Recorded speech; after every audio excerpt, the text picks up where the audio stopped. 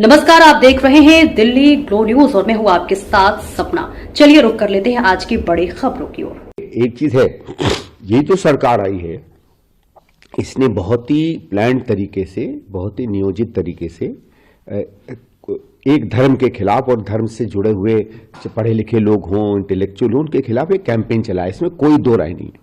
उसके साथ साथ उन्होंने समाज में जो सांप्रदायिकता फैलाई है उसमें भी कभी कभी कुछ हमारे ऐसे धर्म के लोग, उससे जुड़े हुए लोग, इनको ये लगता है कि अन्यथा उनके साथ अन्याय हो रहा है और उसमें बाद में कोई दो राय नहीं है।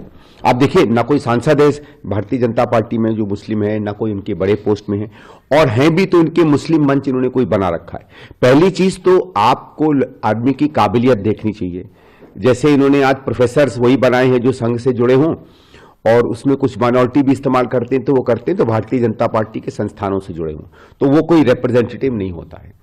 तो इसमें यह कहना कि बहुत सा ऐसा काबिल लोग जो इस्लाम धर्म को में विश्वास करते हैं या जिनके ऐसे नाम हैं कि लगता है वो मुस्लिम है, वो हताश कभी कभी फील करते हैं, ये बात तो है, ये बात फील भी हो रही है। जैसे एक जमाने में शेड्यूल कास्ट या दलित वर्ग के लोगों के साथ सीधे सीधे गलत बर्ताव होता था, डिस्क्रिमिनेशन होता था, वो एक फीलिंग एक समाज में आने लगी। इस बात यहां तक तो जहां तक मदनी जी की बात है वो ठीक है और इसको हमें नहीं, बहुत से लोग शेयर कर रहे हैं। अब उसको किसी कोई अल्फला से जोड़ देना, किसी से जोड़ देना, वो मुझे नहीं लगता कोई बहुत ठीक बात है, क्योंकि ये एक अलग सर्कमस्टांसिस में कोई ये बात सामने निकल कर आई है।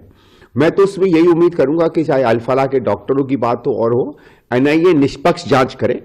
अगर लगता है कि कुछ है तो फिर उसको आगे फॉलो करें, क्योंकि अभी आप देखिएगा पिछले 2 साल में ये भी बहुत निकल कर आ रहा। अभी 2-1 दिन पहले मैंने खबर सुनी कि कोई मुस्लिम व्यक्ति, लड़का 17 साल पहले जेल गया था, 17 साल उसके ऊपर केस भी नहीं चला, उसको सजा भी नहीं मिली और उसको कोर्ट ने छोड़ दिया क्योंकि उसके खिलाफ कोई सबूत नहीं था। ऐसे कई उदाहरण आ रहे हैं। तो ये ना हो कि भाई कोई इनोसेंट आदमी 16-16, 17-17 साल जेल रह जाए, जिंदगी बची क्या। वो उस मामले में जहां तक मदनी जी की बात है उसको मैं मानता हूं, लेकिन देखिए हमको एक ये जनरल बात कहनी चाहिए, क्योंकि जनरल बात में ये सही है।